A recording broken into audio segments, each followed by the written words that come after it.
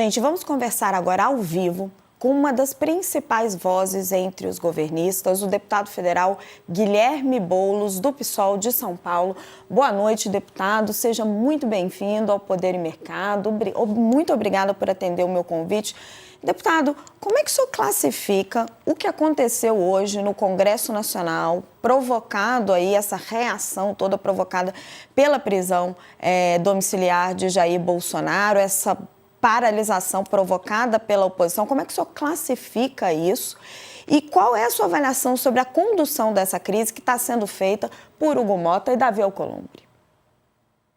Boa noite, Raquel, a todos vocês do UOL. É uma vergonha a maneira que os funcionaristas estão reagindo à declaração de prisão domiciliar. E olha que ainda é domiciliar, né? Provavelmente agora, em dezembro... Opa, vocês me ouvem? Agora sim, deputado. Travou um pouquinho o seu sinal, mas agora já melhorou. Se interromper, pode deixar que eu aviso. Perfeito. Então, o que você teve apenas a decretação da prisão domiciliar do Jair Bolsonaro por ter descumprido as medidas colocadas pela Justiça, a medida restritiva que ele já tinha. Imagine quando tiver a prisão definitiva em regime fechado do Jair Bolsonaro, ele está para tudo. O fato é que os bolsonaristas estão atuando com desespero.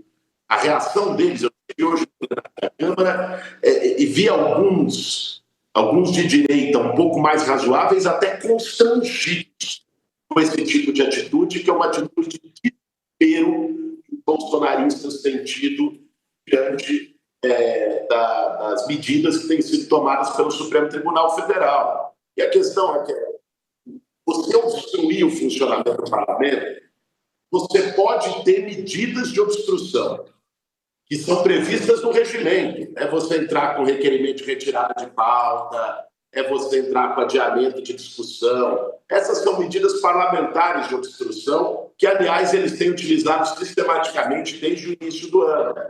Outra coisa são medidas de força, de violência, de ir lá e tomar e impedir que a Câmara funcione. Nós temos prioridades no país. Nós temos que votar, zerar imposto de renda para quem ganha até 5 mil, a taxação dos super ricos, a resposta que o Brasil vai dar em defesa dos setores econômicos afetados pela medida dos Estados Unidos. E essa turma só pensa na anistia para o Bolsonaro, é um pensamento fixo deles e querem submeter o Brasil a isso. É lamentável e nós esperamos que o presidente Hugo Motta na Câmara e o presidente Davi Alcolumbre no Senado tenham um pulso necessário para interromper esse tipo de absurdo que os bolsonaristas estão querendo impor ao poder legislativo do Brasil. Graça? Deputado, hipoteticamente, se essa anistia fosse a voto na Câmara, ela passava? Se você me fizesse essa pergunta há 4 meses, eu te responderia com dúvida.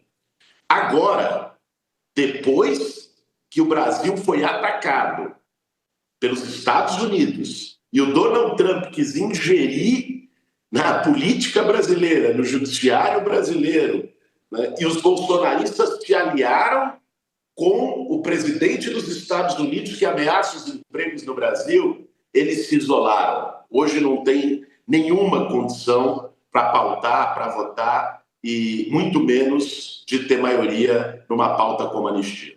Mari? Deputado, a opinião pública em relação à atitude do ministro Alexandre de Moraes tá virando um pouco, né? Teve um editorial muito duro da Folha, enfim, qual a sua avalia? Você acha que qual a sua avaliação sobre a decisão do Alexandre de Moraes, em especial a questão da liberdade de expressão do ex-presidente Bolsonaro? Olha, o Bolsonaro ele estava com uma medida restritiva, porque estava utilizando a sua condição de maneira, quando Alexandre de Moraes determinou a primeira medida restritiva para o Bolsonaro, foi uma resposta a ele utilizar as redes sociais para estimular o Donald Trump a seguir atacando o Brasil. Né? Ele fez uma carta, publicou no Twitter dele uma carta para o Donald Trump, agradecendo ele falar de anistia e estimulando mais ataques à soberania nacional. Foi nesse contexto que o Alexandre de Moraes, há algumas semanas, determinou as medidas restritivas. E dentre essas medidas estava não seguir fazendo esse estímulo de ataque às instituições, que é pelo que ele está sendo julgado na tentativa de golpe posterior à eleição de 2022. No domingo, num gesto evidente de provocação, o Bolsonaro entra por vídeo nas manifestações da sua turma, né, e participa ostentando a tornozeleira eletrônica. Aliás, eu nunca vi alguém ostentar com orgulho tornozeleira eletrônica. É o primeiro caso na história da humanidade. E descumpre, diante de todo o país, a medida restritiva que estava sendo imposta. Que alternativa o ministro Alexandre de Moraes tinha? Eu acho que é isso que nós temos que nos perguntar. Porque uma medida que pode parecer excessiva nesse caso, se não fosse tomada, poderia significar a desmoralização completa da decisão judicial que tinha sido determinada algumas semanas antes. Eu acho que o Poder Judiciário, como todos os poderes, são criticáveis, ninguém está acima da crítica, o ministro do Supremo não está acima da crítica, o próprio Supremo não está acima da crítica, né? Eles têm que ter a condição como autoridades públicas de receber críticas, de serem questionados.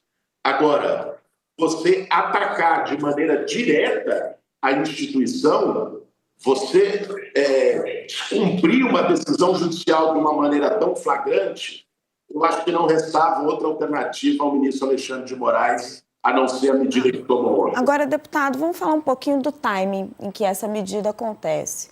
O Brasil estava às vésperas da aplicação do tarifaço dos Estados Unidos e o governo americano dava sinais de começar a negociar, né? Você tinha uma reunião quase marcada entre o ministro Fernando Haddad e o seu contraparte do Tesouro americano. O chanceler brasileiro tinha sido recebido pelo secretário de Estado americano. Donald Trump tinha falado que poderia conversar com o presidente Lula. O presidente Lula também tinha dito ali na posse do Edinho Silva, do presidente do PT, que tinha limite para a briga com o Trump. Tinha ali um início de conversa. E aí, com essa medida, politicamente, a gente entende os argumentos jurídicos que o senhor colocou, mas politicamente você trava essa negociação e gera um impasse. E muitos produtos, setores, empregos podem ser perdidos com esse tarifaço.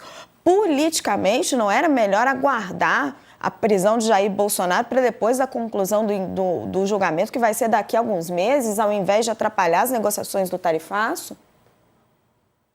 Raquel, eu acho que o ponto de partida dessa questão, do meu ponto de vista, está errado. Te digo por quê.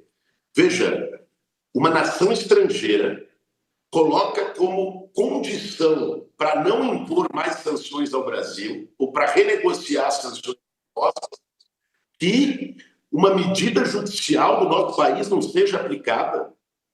Isso não deve nem ser concebível como condição de negociação. Eu vi muita gente dizendo, poxa, os Estados Unidos chegou a um acordo com a Europa, o Brasil vai ficar sozinho. Olha, eu duvido que existisse qualquer tipo de acordo com a Europa ou com qualquer outro país se o Trump dissesse o seguinte, uma decisão da Corte da Alemanha precisa ser revista para ter negociação, ou não pode ser feita para ter negociação. Então, soberania não se negocia. Eu acho que ninguém, o judiciário ou qualquer outro poder no Brasil tem que se pautar os tempos da sua decisão por exigências absurdas, imperialistas, que tratam o Brasil como quintal, que é a maneira como o Donald Trump está tratando. Então, eu acho que assim, o pragmatismo político ele é importante, mas ele tem um limite. Nesse caso, o limite é a soberania nacional de maneira inegociável. O pragmatismo na negociação comercial, o governo Lula demonstrou, apesar de todos os ataques, bravatas, xingamentos feitos pelo Trump ao Brasil e às autoridades brasileiras, inclusive mandou o chanceler brasileiro para os Estados Unidos para buscar a negociação. Colocou o vice-presidente da República como responsável pela condição de negociação. Demonstrou a preocupação com os empregos e os setores econômicos brasileiros, que os bolsonaristas não tiveram em nenhum momento. Ao contrário, foram às ruas no domingo aplaudir o ataque ao Brasil feito pelo Donald Trump. Agora, pautar o tempo de uma decisão judicial por uma ingerência indevida, neocolonialista de uma potência estrangeira é inconcebível. Graça? O deputado, tem duas coisas diferentes aí. A pergunta, a pergunta que foi feita para o senhor não parte de um pressuposto que se negocia a decisão judicial. Ninguém afirmou isso aqui. Ninguém afirmou isso aqui. Dito isso, o bolsonarismo que só vinha apanhando nesta crise, desde as tarifas, ele parece ter saído das cordas desde ontem. É uma pergunta de avaliação política. Ninguém está falando que o Supremo tem que fazer A ou B em relação a uma nação estrangeira. Veja, meu caro, quando se coloca que... a minha pergunta é essa. O bolsonarismo estava nas cordas antes, agora ele parece sair um pouco. Moraes tirou o bolsonarismo das cordas, deputado? Acho que é isso que o Graça quer colocar para o senhor. Moraes tirou o bolsonarismo das cordas? Mas vamos colocar aqui as coisas no lugar correto. Eu entendi perfeitamente a colocação.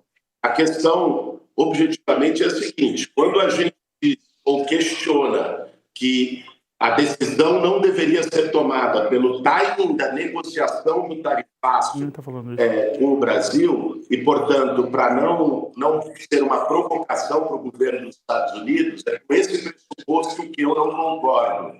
Certo? Eu acho que as decisões judiciais não devem, em nenhum momento, se pautar nos seus tempos pela reação possível do Donald Trump querendo intervir na justiça brasileira. Outro debate é a respeito do bolsonarismo buscar respirar e tomar uma ofensiva. Veja, é natural que mesmo um bicho, quando está acuado num canto... Alô? Fique tranquilo. Vocês me ouvem, Raquel? Sim, ouço bem, deputado. Porque fique tem tranquilo. aqui, eu estou com dificuldade, porque tem aqui uma fala, Rodolfo Costa, que está falando aqui no Zoom aqui, eu não estou conseguindo ter retorno, eu só ouço ele enquanto eu falo. Alguém consegue fechar esse áudio pro deputado, gente? Tô tendo um retorno aqui do Douglas, meu produtor, que já vai ser fechado. Deputado, perdão. Tá bem. Não, obrigado. Agora sim. Agora, é inevitável, mesmo um bicho acuado, ele reage quando ele está ali no canto, quando não resta outra alternativa. Uma provável prisão do Bolsonaro significará uma reação dos bolsonaristas. Eles dirão, em qualquer circunstância, que eles são vítimas do sistema judicial. Essa é a narrativa deles há 2, 3 anos, mesmo quando o Bolsonaro estava no governo.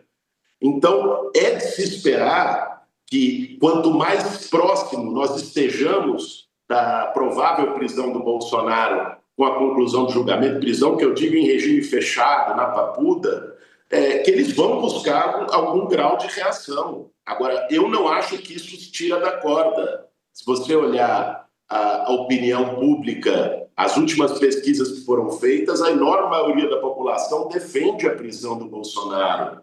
Mais do que isso, a enorme maioria da população é diretamente contrária à postura antipatriótica, de traição que os bolsonaristas têm tido, nesse caso do tarifaço do Donald Trump. Eu acho que eles seguem isolados na sociedade brasileira, embora possa ter setores da imprensa, de figuras públicas, da opinião pública em geral, que questionem a decisão do ministro Alexandre de Moraes. Normal, numa democracia, que é o que os bolsonaristas queriam que não existisse mais, é natural que as decisões de qualquer autoridade pública sejam questionadas. Agora, não acho que esse questionamento os tira da corda. Deputado, queria perguntar para o senhor, aprofundar um pouco a questão do posicionamento de Hugo Mota e de Davi Alcolumbre. E ambos, tanto o presidente do Senado como o presidente da Câmara, foram eleitos com ampla maioria, tanto pela esquerda quanto pela direita. A forma com que eles foram eleitos dificulta para eles conduções de crises como esta, porque nenhum dos dois se manifesta de maneira clara em questões graves e importantes como essa questão da anistia. E aí chega num momento como esse, no primeiro dia da volta do recesso parlamentar, pós-prisão de um ex-presidente da República, eles simplesmente não estão em Brasília. Raquel, eu vejo uma omissão na ausência dos presidentes das duas casas num momento como hoje, certo? Hoje não é um dia normal. Você tem dias normais de sessão que o presidente da Câmara ou do Senado podem estar em missão oficial até fora do país, nos seus estados, em atividades locais. Isso faz parte. Agora, era mais do que previsível que hoje ocorresse uma tentativa de obstrução, de reação, de gestos desesperados da parte dos bolsonaristas, como está ocorrendo. E aí eles se elegeram com uma ampla margem nas duas casas. Quer dizer que eu não votei no Hugo Mota para presidente da Câmara. Nós tínhamos candidato próprio e tal, mas se elegeu com uma ampla margem. Agora, isso não pode ter uma camisa de força para que ele não se posicione institucionalmente para garantir o funcionamento da Câmara. Olha, um dia antes do recesso, se votou na Comissão do Imposto de Renda o relatório da isenção do IR até 5 mil e da taxação de super rico como compensação. O que se esperava é que nessa semana isso fosse pautado no plenário. O Brasil espera isso. Isso é um tema que tem impacto em milhões e milhões de brasileiros.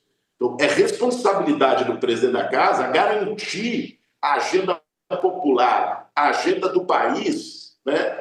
Mesmo mediante a choro de perdedores e a gritaria dos bolsonaristas. E espero que isso seja garantido no dia de amanhã. Amanhã nós vamos ver qual vai ser a postura dos presidentes das duas casas. Quero agradecer muito a presença do deputado Guilherme Boulos aqui no nosso programa, no Poder e Mercado. Deputado, seja muito bem-vindo, é um prazer ter o senhor aqui. Obrigado, Raquel. Obrigado a todos vocês do UOL. Boa noite a todos. Boa noite, deputado.